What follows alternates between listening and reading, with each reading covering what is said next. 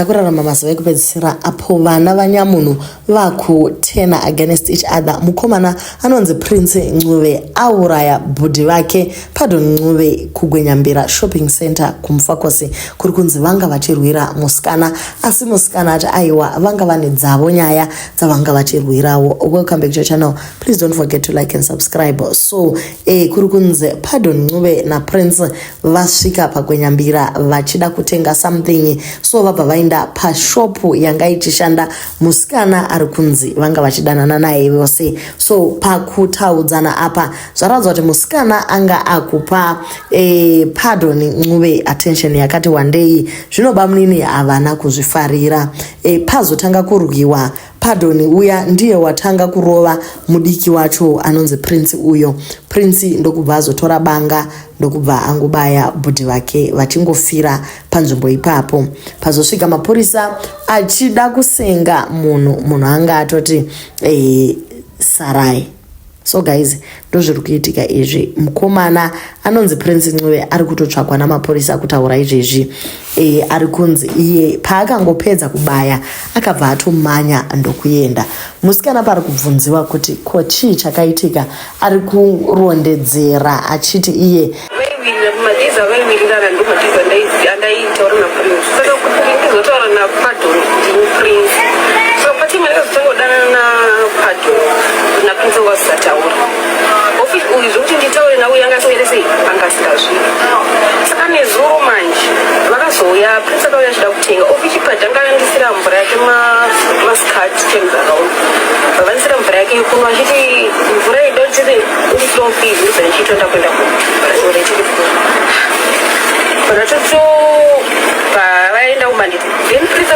around 7 almost 8 upakati atenga mvura 2 liter pakatompa mvura yaiti yaida patabva vati ndise mvura yangu chiti mukapu pandamusa mvura yake mukapu pandibuda tsenga mvura ndotise totaura newe pandabuda pepinda ndotise ndatotaura naye pandoda kuti ndinovhura dho uya kuti ndotenga yonipo dragon tinoti ndiko dragon baibai anobva ndada kumutaudza dragon uya kuti buda panze totaura newe vese vari kuchinja ndiyo ndotenga uyu ndobuda panze ndatamanyina ndinoonete kwanchaida kana makudaro ndikanjita sei ndichigara pasi ndemukati ndokazoti amutisei museve but amuseve ndakutobuda wewe ndichitoseva primo kuti anotukana vachichingira mashoko vachitukana zvinyadzi zvega zvega ndakaita sei handavana kutodaira patime yacho ndimva ndabuda pati bva ndamubata kuti asataura ari pakati pekutotaura peprince abva adzoka avatanga kuti kutukirira ndakabata vesa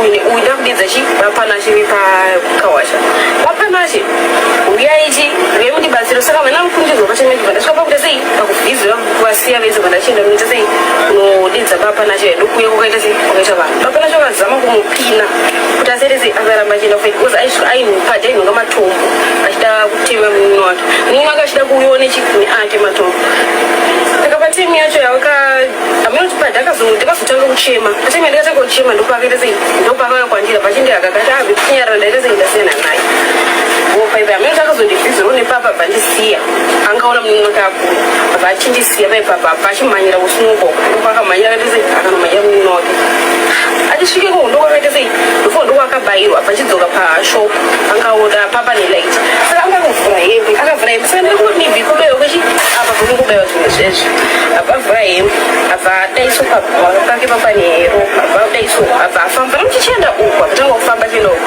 achisvika pakonapo ndopakanoita sei ndopakanodumira. Ndo zvari kutaura kuti wake mudiwa Pardon ndiye azoshaika. Inguva inorwadza zvikuru for family iyi kutoruza vana vaviri kauko, kuti uyu nyakuuraya kutoenda kujere kauko, kuti uyu wekutoshaika kutoviga. Guys, zvimwe zvacho zvoda kuti anger management idhiliwe nayo zvakanaka. Kana uchingofila kuti watsamwa nezvavangu vachitsamwira panyaya yarondedzerwa pane nyaya dzemvura nechino, unotoona kuti aiwa zvinhu zvisina kana maturo, but pampacho panotoda kuti munhu uite breathe in breathe out usati wangofunga zvekurovana nevanhu. Pampacho unorova nzvimbo iri wrong semabayirwo akaitwa apa kuri kunzi akatobayiwa 3 mastabs, 1 pamoyo, imwe kumusana neimwe yameno kuti nechepapi ndokubva achingofira ipapo. Wodoona kuti tingati kwai kutsamwira mukoma wako wosvika pakumubaya zvakadaro. Guys, ameno ngatidzidzise vana vedu rudo zvachose uye kuti kana tichinge tatsamwa tinodhila sei nehasha dzedu. Do leave your comments on what you think.